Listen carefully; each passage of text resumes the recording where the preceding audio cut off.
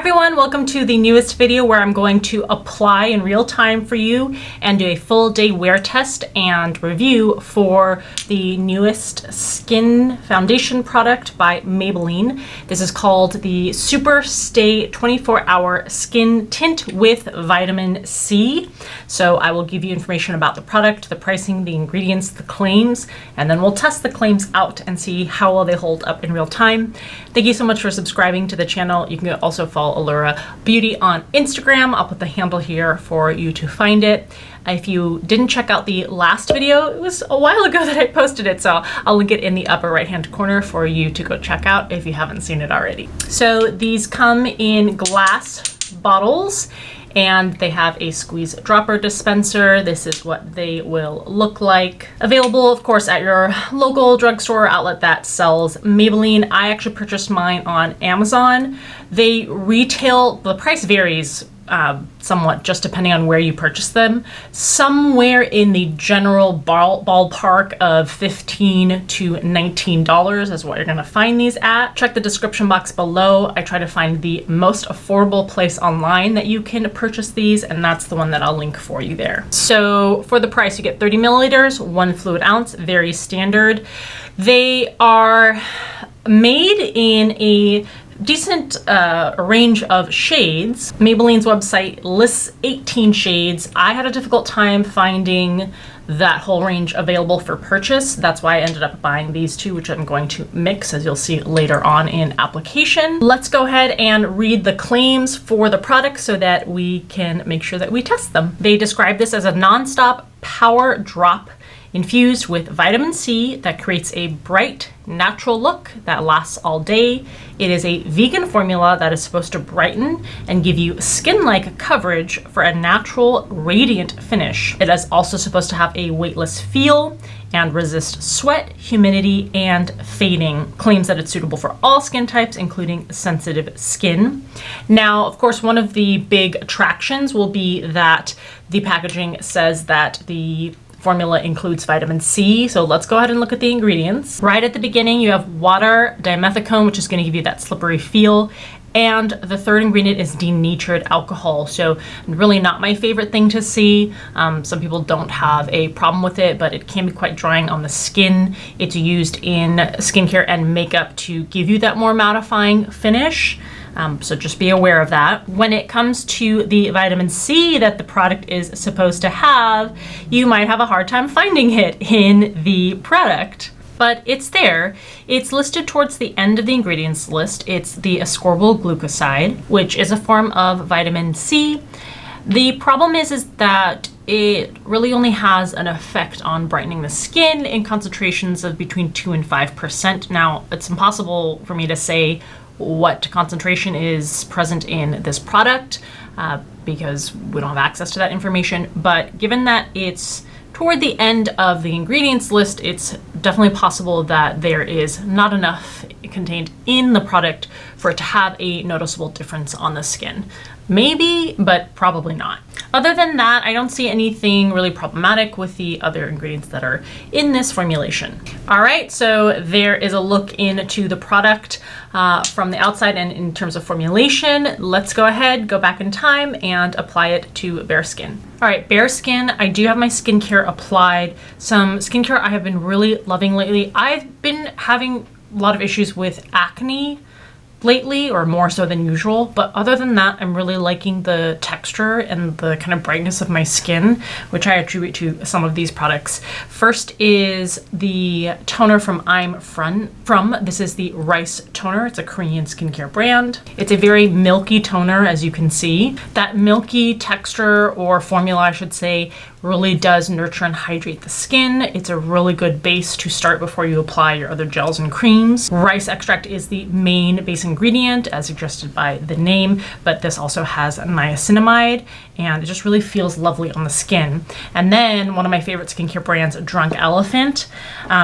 The vitamin C from Drunk Elephant is one of my favorites. Also from Paula's Choice is a great one. But what I realized lately, as I got a new version of the C Firma Fresh Day Serum, which comes in a bottle like this. I am finishing up the one that I had previous to this, but in opening up this one, I realize they have this new packaging where the powder is inside and you put the liquid in and mix it up. This is sort of, I think, ingenious because that means that hopefully you can extend the shelf life, because vitamin C in liquid form especially is notoriously unstable and it degrades very quickly. So you don't want to buy a bunch of these and just have these sitting around. So of course I'm not going to mix these till I'm completely finished up. I'm almost finished up with my other bottle. This is especially great in the summertime to help with free radical damage when you have more sun exposure, and to help with the smoothness and evening out the skin tone. I love this moisturizer. This is the Protini Polypeptide Cream. It is sort of like I would say a gel cream formula. It's not a true cream. It is so hydrating on the skin, but it is not greasy or heavy. So absolutely good for people with normal, combination, oily, but even dry skin, because it does give you that hydration without any sort of heaviness. Love this one. I also really like the one, I forget what it's called, but the one in the kind of lavender packaging. That one I would say is more nourishing, so maybe for nighttime more so. And at nighttime, I will add a drop or two of the Virgin Marula facial oils, because for me, having oily skin, I don't want that in the daytime, but absolutely good in the nighttime, especially around the eye areas that get particularly dry. So I'm gonna make sure that I shake these well beforehand. I don't know if I mentioned earlier, but they didn't have my shade in stock. So I'm gonna mix these two. One is too light for me and one is too dark for me. So hopefully once we mix them together, it'll be spot on. This is 102. I think that might be the palest, maybe second to palest shade they have, and then 129. And they are glass bottles. I notice immediately almost like a metallic sheen, or a pearlescent sheen, I should say. I never know if you can see it in the camera. I think you can there. That concerns me a little. I don't like my face being covered in a pearlescent sheen, but we're gonna go with it, see what we can do. You can see it's a drop dispenser. So it says just to rub it between your fingers. I'm going to do two drops of the darker shade, 2 drops of the lighter shade. It says to rub between your palms and just spread over your face. Probably going to need more than that actually, so I'm going to do 1 more drop of each shade. We can always add. It does say in the directions that if you want fuller coverage, you can layer more product. All right. Kind of a medium thickness, definitely not a watery formula. Oh yeah, I think I'm gonna need more product for sure. And I think I might do a 2-to-1 ratio. 2 drops of the deeper shade and 4 drops of the lighter shade.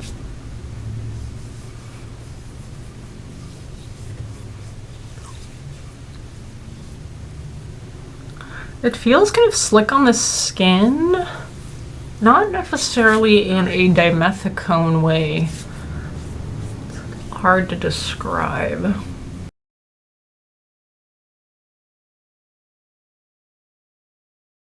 Don't know if I love the way that the finish feels.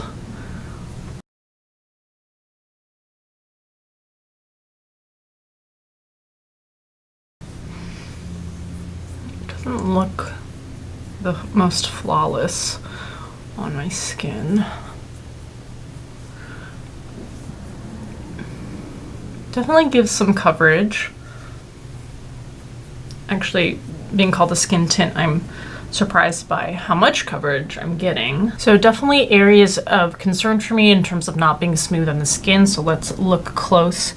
If you see on my forehead, you can hopefully see some texture here that's showing or being emphasized. Very slightly on the bridge of the nose, although practically speaking, you probably wouldn't notice that. I feel like around my lines here and around the mouth, and around the nose, just a little bit emphasizing of uneven texture there that I don't love. I mean, from just even a little bit of a distance, I don't think you could tell, but I do have other skin tints and tinted moisturizers that I feel like don't leave this kind of textured, almost dry, patchy look to the surface. But there is overall what it looks like. I will say that it does feel nice and lightweight on the skin. I don't feel like I'm wearing a thick foundation or anything like that.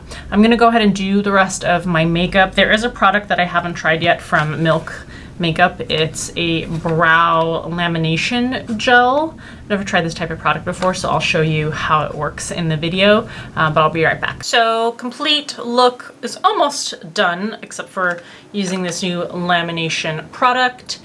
I think it plays okay with powder products. I just put translucent powder on top to set the face, and then powder blush, powder contour. The slight bit of texture on the forehead is still there and around the nose, but I wouldn't say that it was noticeably increased by applying the makeup on top. So let's check out this product. It's Milk Makeup. So what is this called? Kush Brow Lamination Gel for Mega Hold Clear Brow Gel that lifts, shapes, and sets the brows for a brushed up laminated look. I do really wish I had those like super thick full brows that you could comb up and make look very lush, as it says.